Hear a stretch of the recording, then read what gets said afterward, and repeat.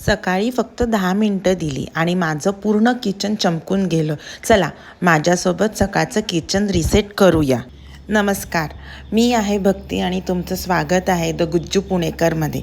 या चॅनलवर तुम्हाला रोजच्या आयुष्यातले स्वयंपाक, क्लिनिंग, ऑर्गनायझिंग आणि मराठी होममेकर लाईफस्टाईलचे व्हिडिओ पाहायला मिळतील. चला तर मग आपल्या दिवसाची सुरुवात करूया. तर सगळ्यात आधी ना इथे मी रात्रीचं जे काही मी भांडे डिशवॉशरमध्ये लावले होते स्वच्छ करायला, ते मी सगळ्यात आधी सगळे काढून घेतले आणि ओट्यावर आणून ठेवले. मी हीच पद्धत फॉलो करते कारण मला हे जास्त सोपं पडतं. आणि एकदा सगळं डिशवॉशर रिकामं झालं की मग जी काही भांडी असतात ती लावायला पण सोपं पडतं. तर इथे मी सगळी भांडी ओट्यावर आणून ठेवली होती आणि जी भांडी ज्या जागेवर जायला पाहिजे ती त्या जागेवर सगळी पटपट उचलून ठेवली. आणि त्याच्यानंतर आता वेळ होती माझ्या प्लॅटफॉर्म क्लीन करायची. तर काउंटरटॉप क्लीन करायला ना मी थोडंसं वेळ नाही लागत, पण त्याच्याही आधी मी इथे जे काही अन्न माझं उरलं होतं ना ते मी सगळं काढून व्यवस्थित एका भांड्यात काढून घेतलं. म्हणजे कारण अजून माझ्या मिस्टरांचं वगैरे जेवण बाकी होतं, तर मी इथे सगळं काढून घेतलं आणि त्याच्यानंतर मी इथे काउंटरटॉप क्लीन करायला घेतला. माझ्याकडे एक किचन क्लिनिंगचं लिक्विड आहे जे मी आधी सगळीकडे टाकून घेतलं, जसं गॅसवर, ओट्यावर.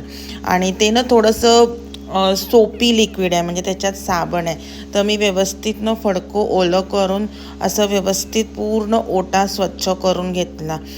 रोज तर इतकं डीप क्लिनिंग होत नाही, पण ज्या दिवशी माझ्याकडे एक्स्ट्रा वेळ असतो ना त्या दिवशी मी नक्की आवर्जून ऑर्गनायझर वगैरे बाजूला काढून माझा ओटा क्लीन करते. कारण कधी कधी ना तिथे कॉक्रोच राहायची किंवा काही सांडलेलं असेल तर मुंग्या व्हायची भीती असते. त्यामुळे जेव्हा कधी माझ्याकडे एक्स्ट्रा 10 मिनटं जरी उरले असतील ना तरी मी ते पूर्ण व्यवस्थित क्लीन करून घेते. तुम्ही इथे बघू शकत असाल की मी जे काही सामान होतं माझं ओट्यावर, ऑर्गनायझर्स, हे सगळं किंवा भांडी वगैरे, अन्न ठेवलेलं भांडं वगैरे, ते सगळं क्लीन करून घेतलं, बाजूला केलं आणि पूर्ण क्लीन केलं. आणि आता गॅस काउंटर आणि आजूबाजूचा भाग स्वच्छ करायची वेळ होती. तर इथे पण मी सेम पद्धतीने ते लिक्विड टाकलं होतं आणि मी गॅस पूर्ण पुसून घेतला. स्वच्छ किचनमध्ये काम करायला वेगळीच एक ऊर्जा मिळते, नाही का? त्याच्यानंतर कटिंग बोर्ड, भांडी, रोज वापरायच्या वस्तू पुन्हा नीट लावून ठेवल्या. माझ्यासाठी किचन रिसेट म्हणजे फक्त साफसफाई नाही, तर पुढच्या जेवणाची तयारीही असते. आता पुढच्या जेवणासाठी थोडी तयारी करते, पण त्याच्या आधी एक छोटीशी आनंदाची बातमी.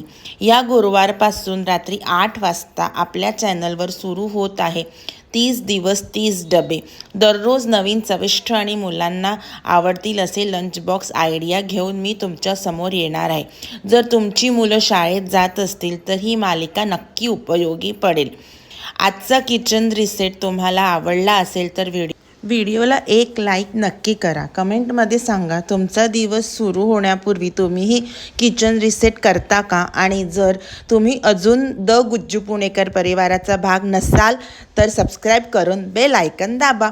पुन्हा भेटू गुरुवारी रात्री 8 वाजता 30 दिवस 30 डबे डे 1 सोबत. तोपर्यंत आनंदात राहा आणि आपल्या घरची काळजी घ्या.